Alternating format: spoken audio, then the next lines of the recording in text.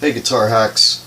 In this episode I wanted to do a little bit of a comparison. Okay, what I have in my hands here is a Gibson ES339. It's a 2015. It has basically a very slim, sort of a slim taper 60s neck. It has Grover locking tuners, or sorry, not locking tuners, just Grover tuners.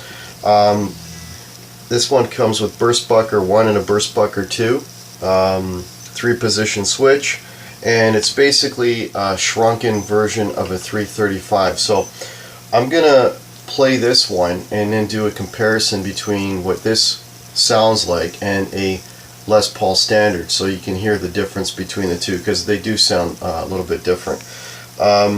This is the satin finish one too, with the block inlays, so it's really nice. I will say one thing though. Any guitar that you buy with a satin finish like this, once you start playing it, and especially on the neck, when your hand is moving through the neck, over the neck a lot, the satin finish goes away, and if you can zoom in on that, you get, basically it turns into a gloss neck. So you can see where it's glossy in the neck and then it goes back to satin on the headstock, for example. Okay, so that's what happens when you play and you rub against the satin finish. You actually lose the satin finish and it goes back to a gloss. But anyway, so let me play a few chords here and a few notes. I'll play clean, and then I'll do the Les Paul clean, and then I'll do dirty with both.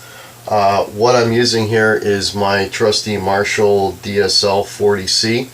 I have it set up right now. Basically my EQ is all flat, and I have set it up for a clean sound right now. So I'll play a few chords, a few little notes, and then you'll hear what it is, and I'll go through all the positions. So here's so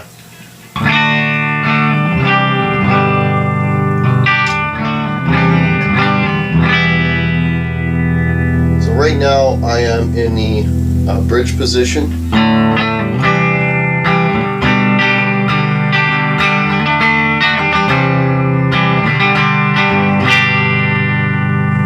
Middle position,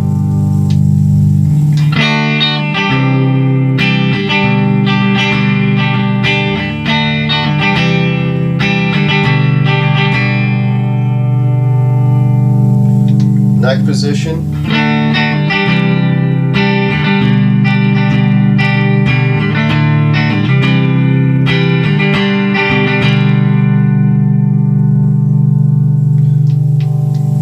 okay, now I'll play the same thing on the standard. Cut it. Okay, so this is my Les Paul standard. This is the one that's in my previous video. Locking Grover tuners. This one, this has the asymmetrical neck on it. The pickups on this one are burst bucker pros. So I'm going to go through all three positions again. I'm not going to do any pickup splitting, so it's more of a direct comparison. So I'll play exactly the same thing as I did on the 339.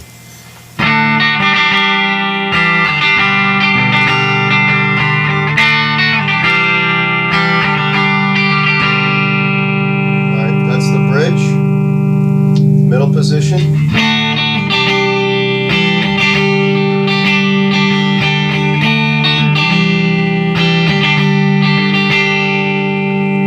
Neck position.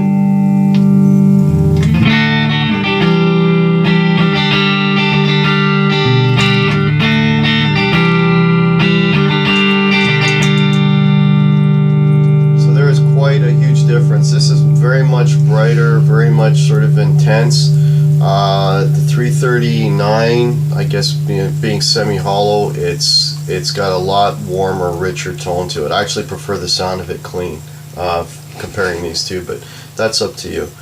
Okay, so what I'm going to do now is I'm going to switch back to the 339. I'm going to put a little bit of gain on it so you can hear the difference of how they sound with gain. Okay? Okay, so now I set up a little bit of gain on the amp. I'm not changing any of these settings, by the way, from guitar to guitar. The settings are staying exactly the same. So I've got a little bit of gain on this now. I am in the bridge position, and I'm just going to play the same thing and I'm going to go through all three positions, okay?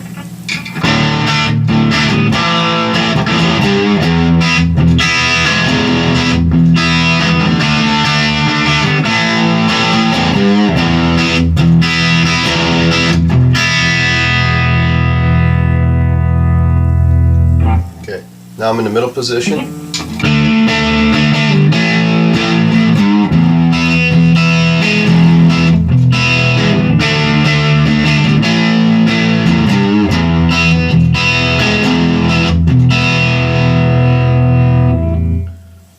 Neck position.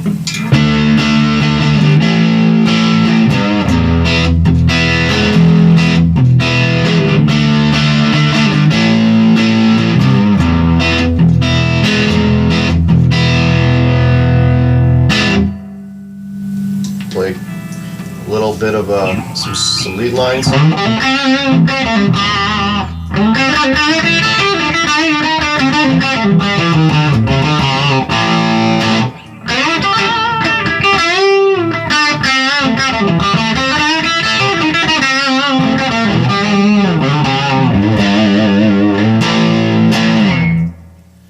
Okay, now I'm going to switch over to the Les Paul. Okay, so I'm back to the Les Paul, and I'm going to play the same thing if I can remember what it was. Okay, so right now I'm in the bridge position. I'm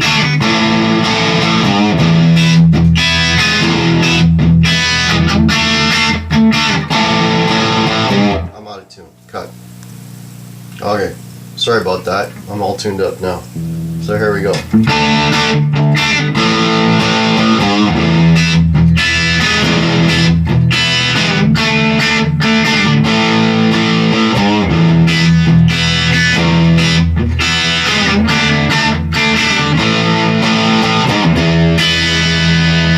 Okay, bridge, or middle position, sorry.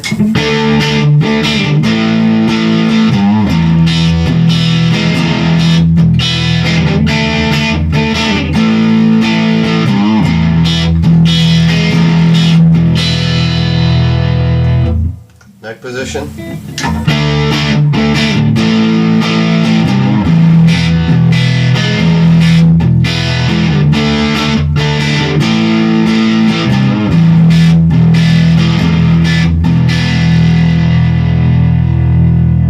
Okay, I'm going back to the bridge. I'll play a couple of runs.